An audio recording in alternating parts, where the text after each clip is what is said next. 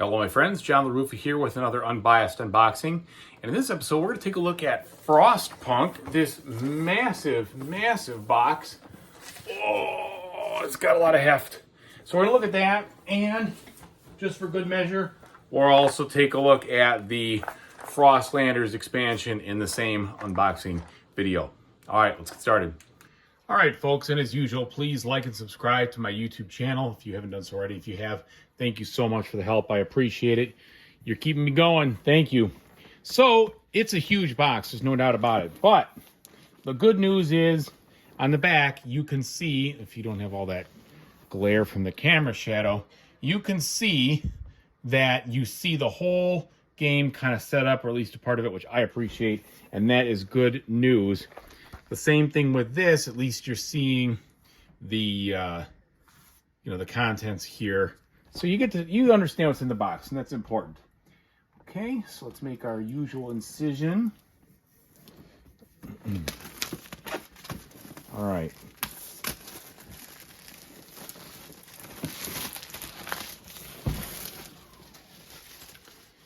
Okay, we'll open this one up at the same time here too, just to have that taken care of.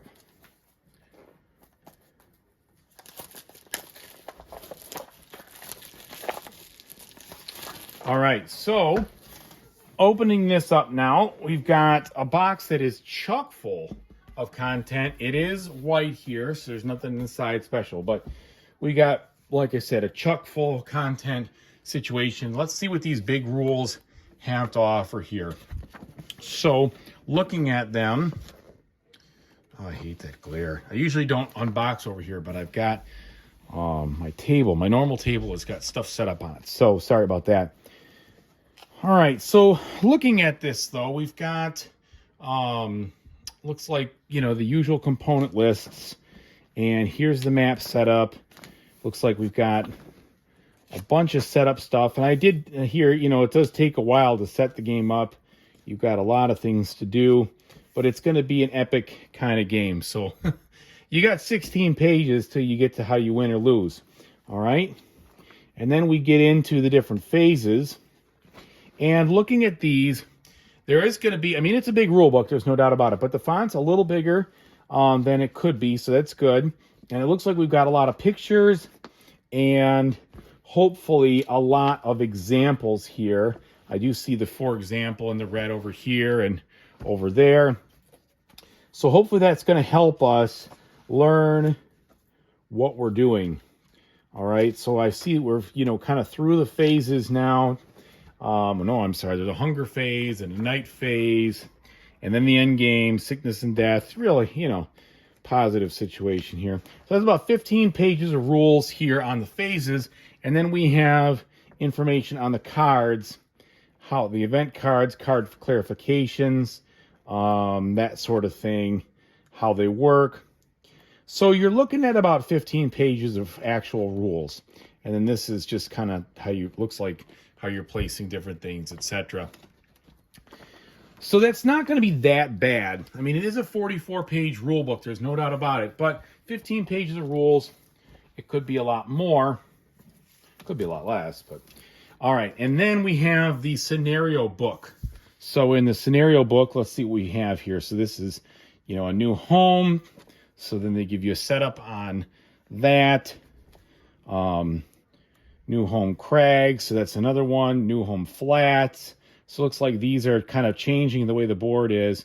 And then you've got a canyon. Okay. And then some additional rules there. The fall of winter homes. So that's a different scenario completely. So there's going to be a lot of content here. The ruins of Tesla City. Yeah, so hopefully, so there's going to be a lot there, and I hope that that some of the scenarios are a little bit, you kind of ease into the game, so some of them aren't just like brutally difficult and just destroy you right away for the very first couple, and then you never get past those, because I'd like to, play a little more of the content, but we'll find out. Because sometimes I get stalled a little bit. If I'm just getting crushed on the original scenario, it's like, oh man, I want to beat this before I go on, and then I never go on because I never beat it. So we'll see what happens. Okay, now here Looks like we have stuff for the advisors. Gosh, I hate that. I'm sorry. The advisors right here. Okay, so some different information. Then you've got the generator advisors, those are the health advisors, generator advisors, foreman advisors. So there's a lot of content, that's for sure. And then social advisors. All right, so I'm not exactly sure how those fit in, but they do somehow. All right, and now as we get into the actual content proper, what do we got? Well, we've got medium thick cardboard, which is good. And these all look nice and crisp with regards to the artwork itself. Kind of tell you, but I mean, they definitely don't have a major, I mean, they're kind of zoomed out. So the artwork itself is a little bit, I'd say, in the distance, I would kind of say, on those things. That's okay. I opted not to get, the wooden buildings and such because it was just a bit pricey. This is not a Kickstarter version. This is just the retail version. Here's our map tiles, of course, appropriately, snowy there. So these are functional, but they'll look the part with regards to the snow. All right. And then we have some more of those terrain tiles for the different scenarios, representing different things. Then we've got the board boundaries, and then some tokens there. More about board boundaries and tokens. All right, same here. More tokens and boundaries. Okay. And now the center space. So there's our center space right there for our tower, and then other things here. Okay.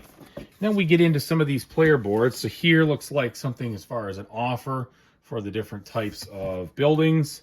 It is double-sided, although I don't know exactly what the differences are, besides the fact that I can see the outlines of these buildings here, where here it just looks blank. So maybe one is fixed and the other one is variable. They put some cardboard on this, which is good, as long as that helps things stay stable. I'm fine with that. And here's hoping that maybe it also got rid of some of the usual issues you have with dual layer boards, which is the ridiculous warp that comes with them. Which is never fun. And I know you can kind of wait it out, but I found that even sometimes waiting it out doesn't necessarily change anything at all. It just stays that way. All right, so this is certainly packed in there pretty good. Okay, so we've got here some pieces of the board. It is nice and dual layered, and then it hooks in right there. So that looks sharp, and I really hope it's nice and sturdy. I shouldn't say sturdy, it just doesn't warp. Let's hope so. Okay, then we've got another dual layered board right here where you've got, looks like a card offer and some more places to put things. And the same thing, dual layer here. This is a single layer board. Okay, there's nothing on the back of those.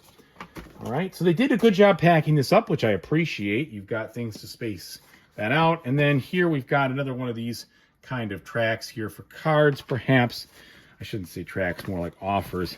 And then this is a single-sided, what looks like a, either a scoreboard or a population board or something of that nature. Okay, so there's all the boards. Now, getting deeper, now this is an interesting insert because you actually got all this kind of vacuum formed around this massive tower. So they did a good job there. And this big tower is most likely a novelty, but I don't care. That's cool. You can see the inside there. I don't know if it's a big dice tower. Perhaps it is. I haven't really looked into the functionality here because I missed the Kickstarter, but I was excited about the contents. It looks like you're going to have something like that where I've got this bottom tray here. And then this looks like it is a divider piece that probably goes right in here like that. So must be some type of dice tower kind of thing, or cube tower or something of that nature. All right, so now we have some different wooden tokens of different meeple guys, and then some other, looks like resources, and maybe that's the first player. We've got some nice hollowed out wooden tokens there. Some resource wood. some more different guys. These kind of look like miners. Some nice and shiny metallic looking wooden triple things. I don't know what they exactly are. And then more different people here. These folks holding hands. And then a bunch of black cubes. And then a bunch of wooden trees right here. So those are very nice. Okay. So now we have two of these felt bags. So this one has the, like the dove or peace symbol on there. Very good, high quality. Same thing with this one. So it looks like it's pretty high quality. All right. It's over here. And now to our cards. So we've got 100 of these standard size cards right here. Let's check the actual card quality.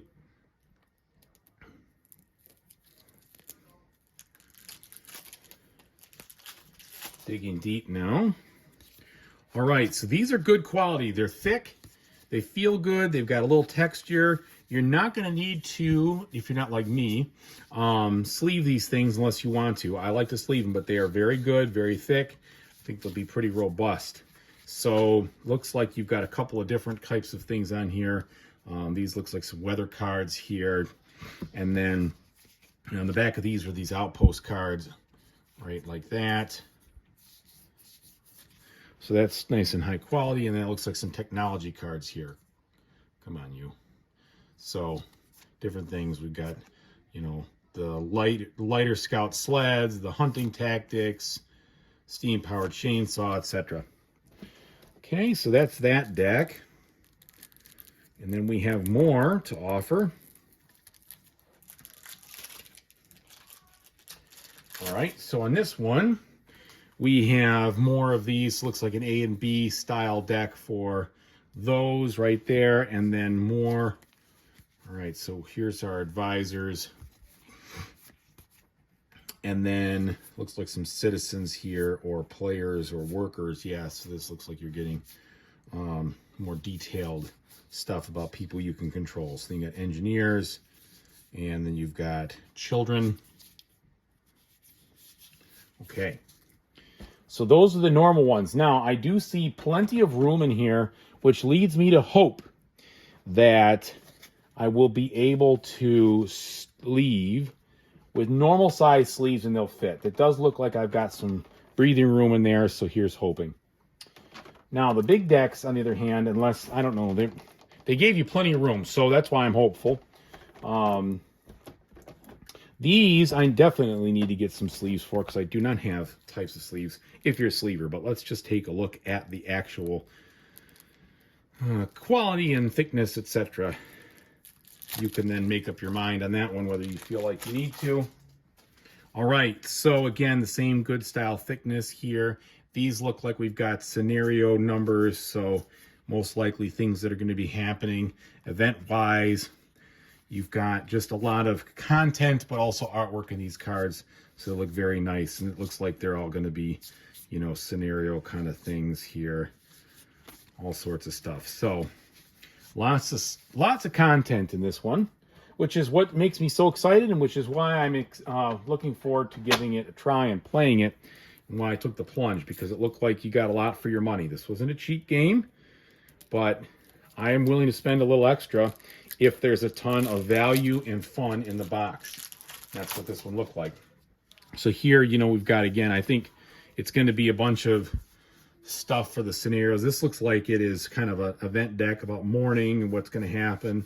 So I'm going to guess this kind of drives things forward every day into the narrative. Then there's some more scenario stuff. All right, almost there. And then we'll get to that little expansion too, so bear with me. Okay. And then here, looks like a divider card almost, called Arise, but then you've got dusk cards. We had morning cards, now you've got dusk cards, so we're going to have to deal with all sorts of, I'm sure, just happy, fun, lighthearted events.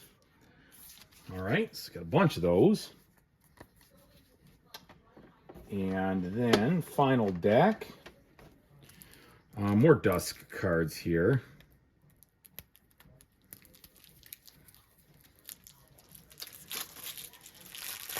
And it looks like also maybe some trade cards. So yeah, a whole bunch, just tons and tons of content. So you're gonna have a lot before you see some retreads. And then it looks like here, these look like some kind of market card. So law and that kind of thing. All right, lots of good stuff content-wise. So now let's look at this little expansion. So as we open this up, first thing I'm greeted with is kind of like a rule foldered thing to tell you about the contents. So telling you what the components are. All right. Now we have some wooden components to change up. I think some of the different components I saw over there, the different cardboard ones. Big, thick wooden tokens. Those are big cylinders right there. So those will be nice and thick. And then another technology pack of cards here with some additional technologies.